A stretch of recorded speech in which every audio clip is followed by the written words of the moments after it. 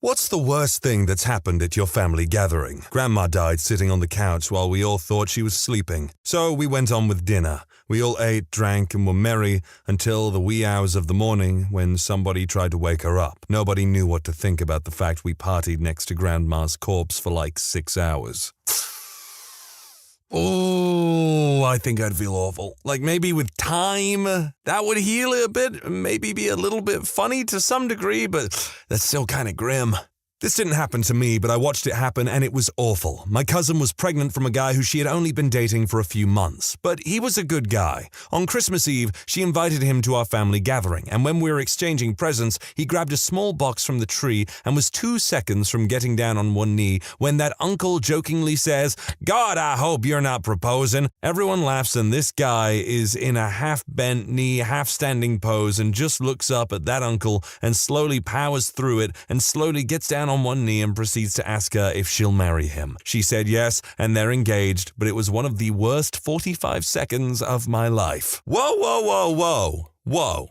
That's the worst 45 seconds of his life. You don't get to claim that. And honestly, good for that guy for being able to power through it. I don't exactly agree with people getting married after a few months, but they do them.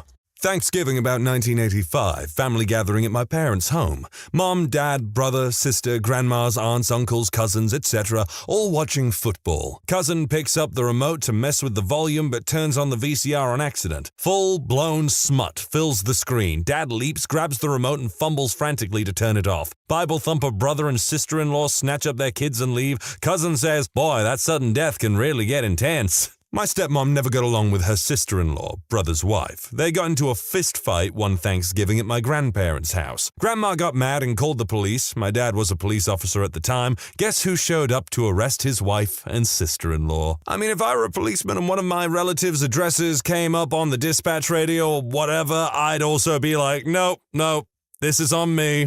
I'm taking care of it. Great-grandma's funeral in Arkansas. I have some distant third cousin named Stormy. Again, this is in Arkansas. And we're all gathered around the grave, and as the preacher starts to lead us in prayer, you hear this awful noise. Everyone turns to look, and there is Stormy, swinging an armadillo around his head by the tail. One of my other cousins got him to put the armadillo down so we could finish the service, but I don't recall ever having seen him at another family gathering since then. Yes, Stormy is male. He was about 19 at the time. Yes, the armadillo was alive. Apparently it had a nest or was taking a nap. I don't know what armadillos do in their spare time. Under a nearby bush, sounded kind of like a cat rejecting the advances of an unwanted lover. To quote Hank Hill, that boy ain't right. My grandmother tried to self-delete herself in the front yard because my mother wouldn't let me and my siblings, 6, 4, and 2, ride sitting on the back hood of my uncle's classic convertible during their neighborhood 4th of July parade. She was angry that no one would be able to see our outfits if we were seated inside the car, and while trying to delete herself, accidentally grazed my grandpa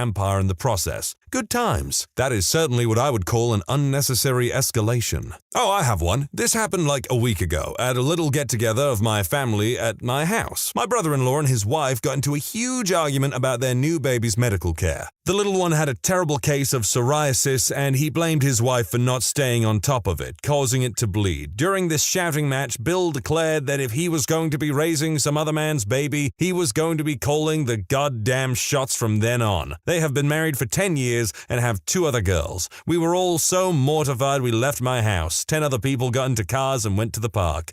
This was my husband's brother and his wife, by the way. Man literally said, "I'm not the stepfather, I'm the father that stepped up, and I'm gonna be..."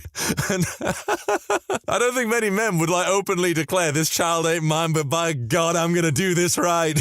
Proposed to my girlfriend at my birthday party and she said no, then told me she had been cheating on me. This was post-cake. They always stick around for cake, mate. During Christmas, with the family, we discovered the hard way that my little sister, who was 3 years old, was prone to cerebral seizures. Everyone was freaking out while my little sister was blue and foaming at the mouth. Aunts, uncles, and dads start arguing over my grandfather's possessions after his passing in his house after his funeral. Lots of yelling, pushing, get the F outs that day. Eventually pulled my dad out of the house in an effort effort to save the family, they never recovered. My uncle passed away without ever speaking with my dad again, and the others speak a bit to each other, but we haven't had any family events. It's been 3 years. Christmas at my auntie's house with my whole extended family on my dad's side, and their pets. In particular, these 2 dogs, one of which was very fond of the other, and this dog decided he wanted to have his way with the smaller, uninterested dog. Long story short, the large dog busted a nut all over the kitchen floor, leaving a huge mess that we had to clean up before eating our dinner. That is a bad dog.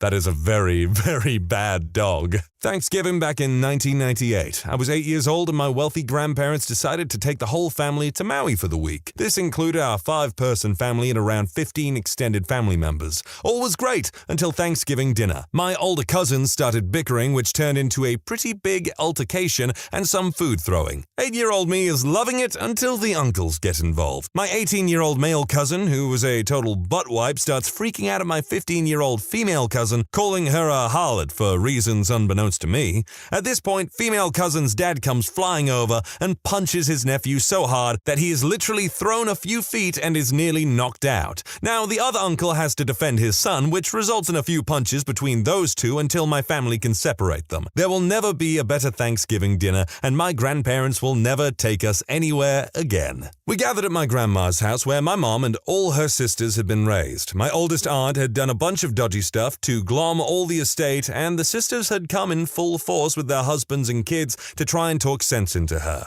It did not work. They should have lawyered up, but this was the 60s. Hell, I don't know why they were all so weak. All of us cousins had been kicked out while the grown-ups argued. I was just a little kid, and I went to get a glass of water. She had put locks on the cupboards. Mean aunt came in and slapped me across the face so hard I was staggered. I did not get water. One of my older cousins found me crying and took me to town, riding on his shoulders part of the way to buy me a soda at the drugstore and a few toys. Many years later, my mom told me mean aunt most likely poisoned grandma, and it seems true. What you have there, my friend, is a classic Disney evil aunt. I'm picturing the lady from the goddamn Rescuers, you know, the one with the red hair and the crocodiles. That's the kind of lady that sounds like. My mother-in-law's boyfriend randomly out of nowhere just says, "In case anyone was wondering, I'm against gay marriage." My mother-in-law, to her credit, looks at him and just said, "Did anyone ask?" It was an awkward couple of minutes. My alcoholic uncle got so drunk at his own daughter's wedding that he urinated on the wedding cake in front of half the wedding party. He quit drinking after that. Relatives showing off their weird-looking baby and people trying not to say anything awful about it. Being one of the first to greet them and thus having no warning, all I could come up with was,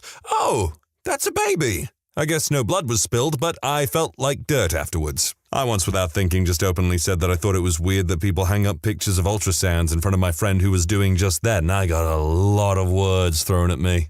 Luckily, I missed this Christmas cause me and my mom and dad were at Disneyland. My great-grandma had a dog. Can't recall what it was, but it was super small since before I was born. Well, one Christmas, everyone is eating in the kitchen with a clear view of the dog in the backyard. In the middle of Christmas dinner, a big Doberman comes into the backyard and rips the little dog's throat out. Kind of ruined Christmas. Kind of ruined Christmas? I think that's the understatement of the century. My grandmother threw her prosthetic breast at me. I was watching the American football game during Thanksgiving while my relatives, mostly female, were sitting at the table within view of the living room. Suddenly I hear, "Hey, name," and as I turned and look in that direction, this blob comes at me and I reactively catch it. They start laughing and I realize that I'm holding my grandma's prosthetic pillow. Never has a breast been rejected by my hands so quickly.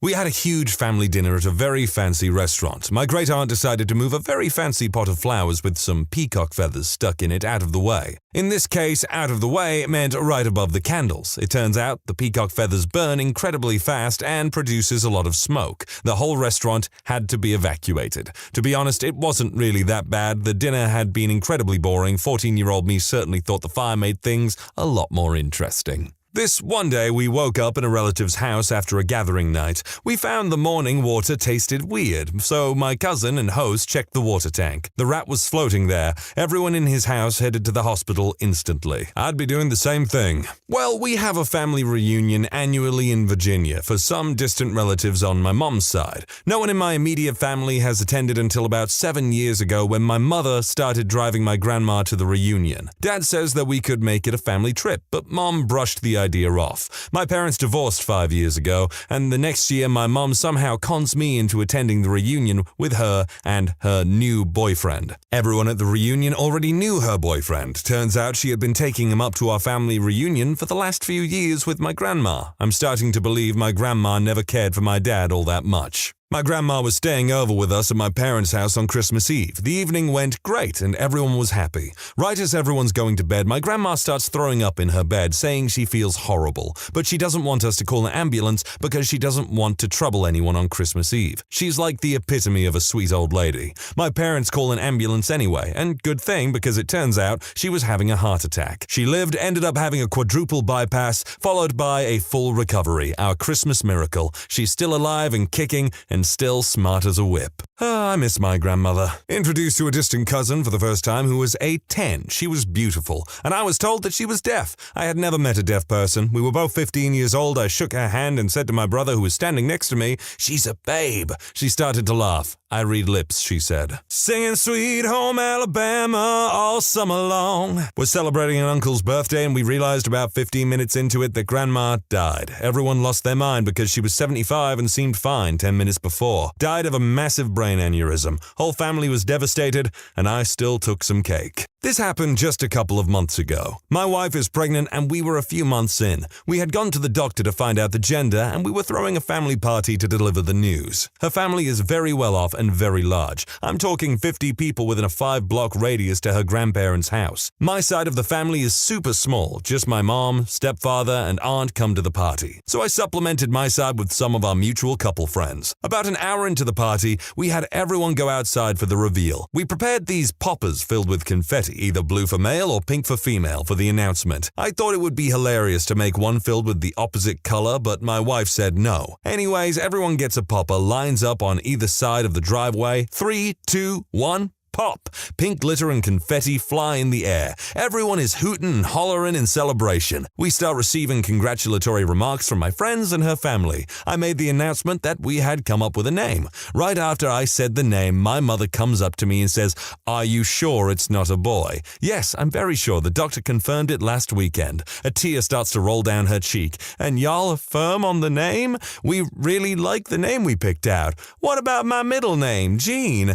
"I'll get my wife, but I think we're pretty set on the name we picked out." She left shortly after that exchange without saying goodbye. Apparently, right after the pop, she turned to my friend who had just gotten her PhD and asked how reliable those sonograms are at determining the gender of the child. She gave us the cold shoulder for the next 3 months and has a collection of boy names ready just in case 3 doctors and a handful of nurses are wrong about us having a baby girl in December. Some people just utterly hate being wrong. Christmas dinner. Grandpa picked up something at the store that wasn't what Grandma asked for. Grandma threw frozen chicken at Grandpa's head. Grandpa ducked, chicken hit glass patio door, shattering it. Police were called, children were quickly taken and driven home, and Grandma wonders why most of the family doesn't make much of an effort to stay in touch. My brother throwing a temper tantrum at age 30. It has been pretty common for him to blow up about little crap all his life. It was his youngest daughter's 2nd birthday, and he was in a really bad mood all day, even though our mum and his wife had taken care of everything. It came to a head when it was about time to do the cake. It was kind of a tall cake with a carousel on top.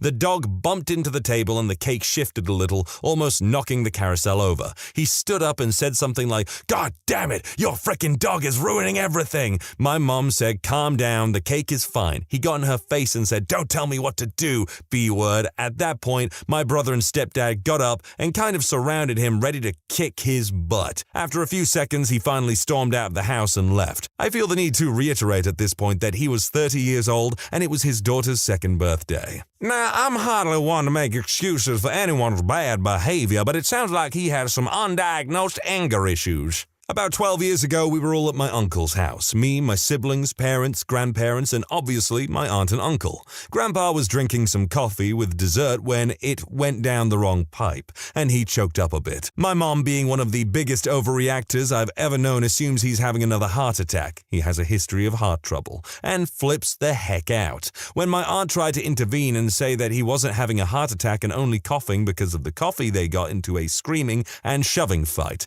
Eventually, my uncle just goes, "Get the hell out of my house, get the hell out right now." 10 minutes later, we're all in a car and out of there. Up until last year, they cut off all contact with my aunt and uncle, and fairly recently, they've talked to them, added them on Facebook, invited them to events, etc. Our worst family story happened at my aunt's wedding. My aunt, a white lady, was marrying a Korean-American man whose parents really wanted him to marry a Korean woman.